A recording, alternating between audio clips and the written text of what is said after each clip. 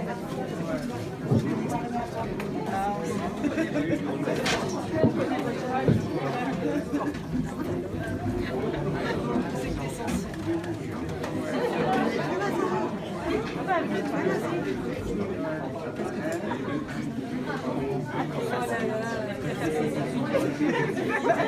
va reprendre, si vous voulez. Est-ce qu'on m'entend aussi bien que ce matin? Oui, c'est normal, c'est pas Mathieu qui a installé le micro, c'est ça là. Si je parle comme ça va ou il faut faire un réglage? Ça va, c'est bien? Alors, je fais des essais. Je ne vais pas me mettre à chanter parce que... Ah oui, vous aimeriez... Ah waouh, là c'est bien. Super, j'ai l'impression d'avoir une grosse voix. Alors, on va commencer la restitution des échanges des ateliers. Et je ne vais pas forcément commencer dans l'ordre. Je vais demander à Martine Trapon de venir rapporter l'atelier 5. Alors, avant, j'aimerais la présenter, mais je pense que vous êtes nombreux à la connaître.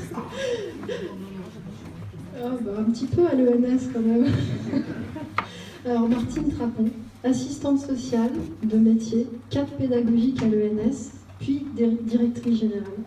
Elle a exercé également pendant 11 ans les fonctions de présidente de la Fédération des centres sociaux de Paris.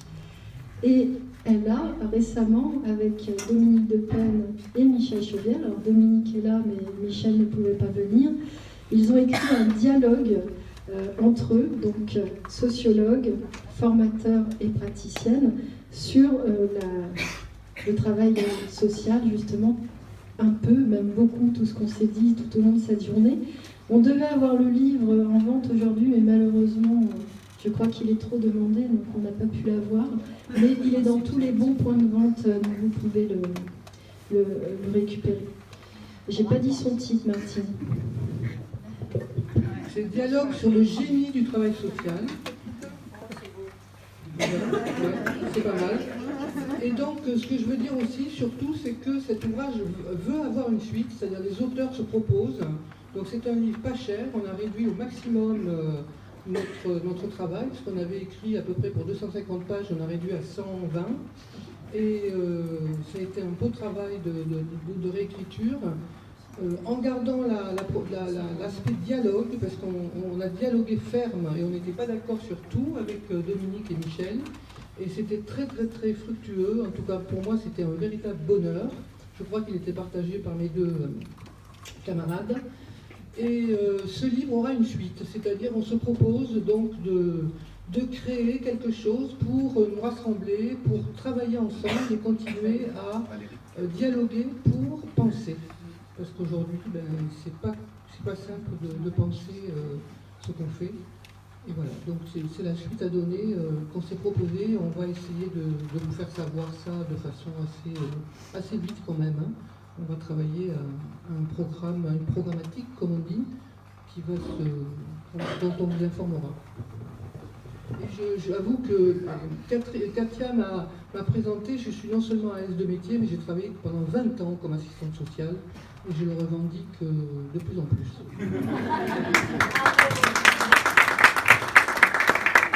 Alors, j'ai repris le micro, vous avez compris, je n'avais pas tout à fait fini ma présentation de Martine, et vous savez comme c'est dur de lui reprendre le micro. Mais je voulais profiter de cette tribune pour la remercier. J'ai travaillé 11 ans avec Martine Trapon, donc ici à l'ENS. J'ai l'honneur maintenant de la succéder et j'ai vraiment beaucoup appris à tes côtés, et je voulais te le dire publiquement. Voilà. Alors maintenant, rapporte ton atelier. Moi aussi, j'ai appris avec Katia et je vous remercie de m'avoir invité. C'est un vrai bonheur de revenir dans ces murs. Il m'a fallu un temps de latence, donc vous l'avez respecté. Donc tout va bien. Voilà. Donc alors, pour pas trop traîner, donc dans cet atelier, on a eu un échange vraiment très fructueux. C'est-à-dire c'était l'atelier qui se proposait de réfléchir sur quel avenir pour le métier des travailleurs sociaux, comment associer les différents acteurs pour résoudre les difficultés sociales. Donc Ça, c'est le deuxième volet. Le troisième volet, comment associer les personnes concernées par l'action sociale dans les formations au travail social. Vous voyez qu'à 3 registres, le métier, associer les personnes concernées par les difficultés sociales, les travailleurs sociaux et les personnes accompagnées, et puis les personnes concernées par l'action sociale, cet euphémisme qui parle des politiques, je suppose, et des décideurs, ceux qui sont concernés par l'action sociale, mais aussi ceux qui sont susceptibles d'en bénéficier de l'action sociale dans une société donc comme la nôtre.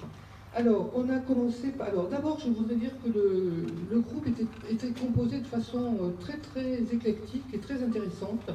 Il y avait 3 assistantes sociales en activité, fonctionnaires et qui travaillaient en association.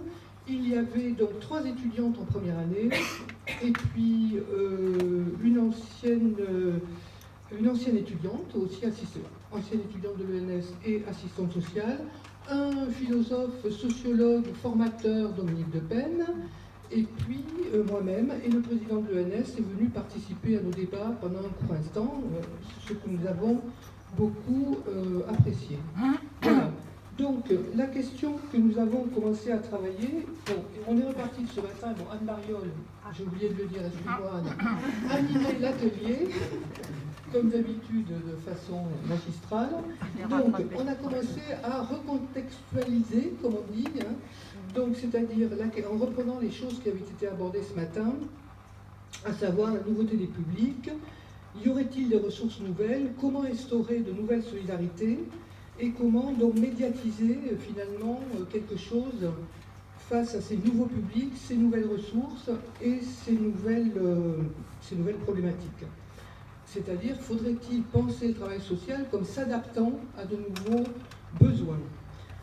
Tout de suite, on a commencé très fort dans le groupe, parce que quand on a parlé d'adaptation, d'abord on a commencé à critiquer un petit peu ce terme, adaptation, et puis ensuite on a parlé donc des moyens.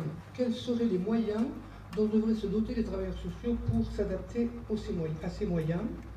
Comment faire avec ce que je fais par exemple, alors en prenant l'accueil de ce nouveau problème qui nous intéresse tous, qui nous intéresse et qui nous inquiète, et qui nous tombe dessus, à savoir l'accueil des nouveaux réfugiés de tous les pays, quelle énergie ça demande, etc. Et là, on a commencé à parler des ressources des publics, des personnes, recevaient ces personnes étrangères dans le cadre du RSA, par exemple, avec Revenu de Solidarité Active, ou dans d'autres contextes. Et on a parlé effectivement du fait qu'on pouvait s'appuyer déjà sur les ressources des personnes, leur intelligence, leur dynamisme, et aussi leur capacité à s'adapter, justement, eux, à cette situation terrible. Alors ensuite, s'est posé la question de la communication sur ce nouveau phénomène. Et là, c'est un hic, parce que les travailleurs sociaux qui étaient présents et qui étaient directement impliqués dans ce type de prise en charge indiquaient qu'ils n'avaient pas les moyens de rendre compte de leur travail et de finalement travailler sur ce nouveau phénomène. S'est posé ensuite la question des formations. Est-ce que les formations avaient changé depuis un certain nombre d'années? Est-ce que ces formations étaient adaptées à ces nouvelles problématiques? Alors là, les réflexions étaient mitigées. D'un côté, on avait l'impression qu'elles avaient changé, qu'il y avait davantage de sciences humaines, davantage d'espaces de réflexivité. En tout cas, à l'ENS, il était dit qu'il y avait davantage de travail en petits groupes et de possibilités d'échanger, de construire une pensée.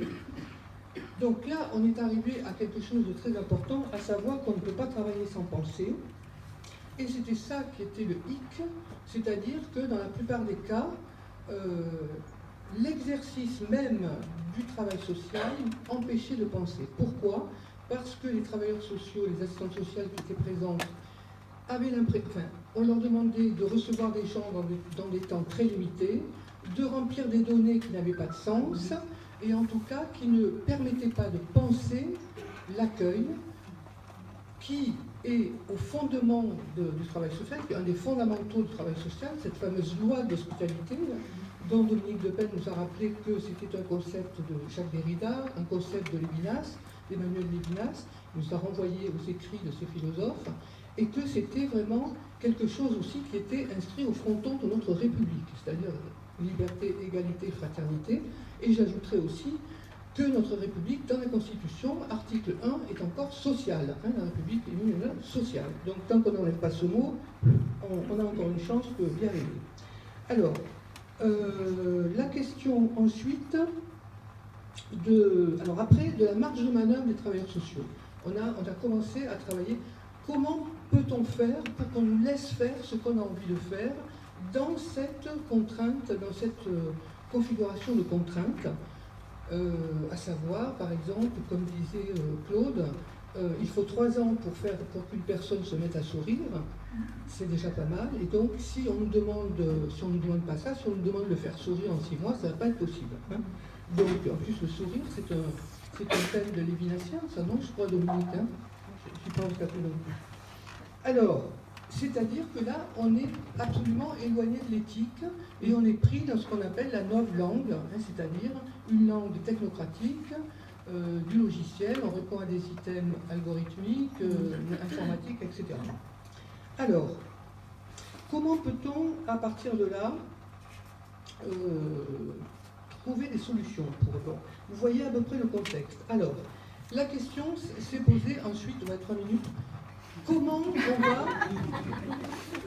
on va pouvoir définir mieux qui on accompagne et comment on va pouvoir définir peut-être quelles sont nos techniques d'accompagnement et quelles sont notre plus-value. Quelle est la plus-value du travail social aujourd'hui dans notre société? Ça, il faut absolument le prouver. Ça peut être effectivement articulé à un projet associatif, par exemple celui de l'ENS où le fil rouge du projet, c'est l'épanouissement des personnes. Ça, c'est un point d'appui. Hein. Ce n'est pas toujours le cas.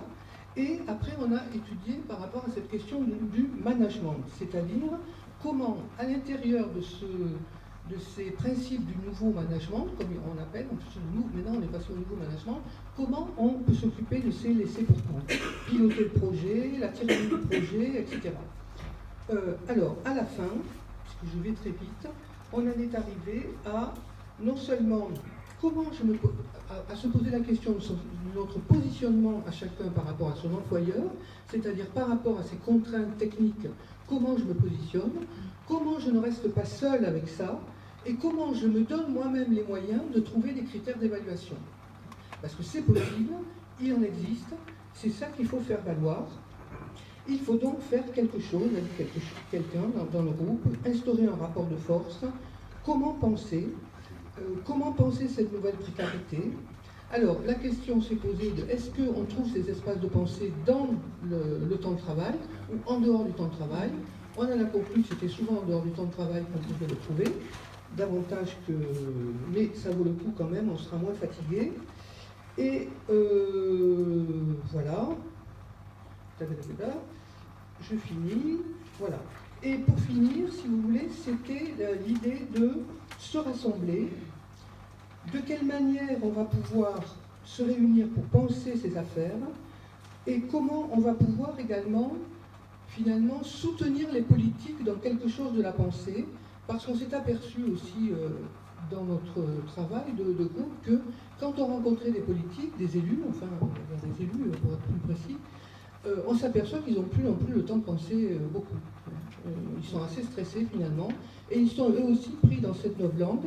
Et pour finir, donc, comme nous avions dans le groupe une coordinatrice jeunesse qui travaillait dans un centre social, les centres sociaux sont chers à mon cœur, ce qu'elle nous a apporté, elle disait évidemment que pris dans cette contradiction, dans l'espace du centre social, il y avait un espace pour que les habitants viennent poser finalement leur ressenti du quartier, et dans un quartier de Paris où il y a beaucoup d'émigrés, par exemple, beaucoup de migrants dans la rue, les habitants venaient dans ce centre social pour dire, ben voilà, qu'est-ce qu'on peut faire, c'est scandaleux, moi je ne supporte plus de voir ces enfants dans la rue, ces femmes, ces enfants, parce que moi c'est les enfants que j'ai beaucoup de mal, et donc dans un lieu institutionnalisé, on peut imaginer, alors par rapport à un projet global, ou alors à un projet de service, qu'on puisse recueillir cette impression finalement et y répondre de façon professionnelle.